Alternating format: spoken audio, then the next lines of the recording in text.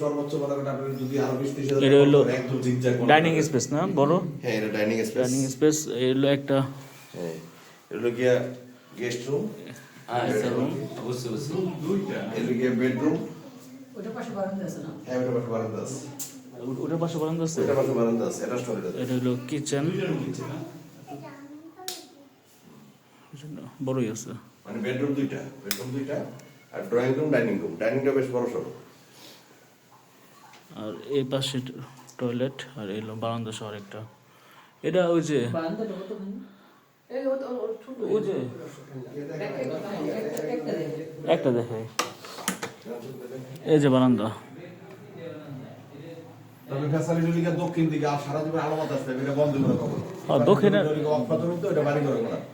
এটা adjust bathroom. সারা জীবন খোলা হবে। আচ্ছা, এটা ইয়া করো হাই কমেন্ট করো। পাশে।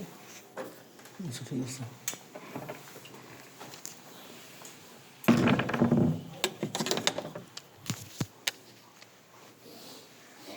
অনেক লোক আছে না, যে তুমি ঢাকা শহরে আমরা ছোট জায়গা, এই যে ড্রয়িং রুম, এটা মোটামুটি- এটা আমরা বেডরুম হিসেবে মানে ব্যবহার করতে পারি আর কি। হ্যাঁ, ওটা bedroom একটা হিসেবে দুইটা তিনটা, এটা ডাইনিং মানে এখানে ডাইনিং টেবিল বসে এখানে সোফা রাখলো।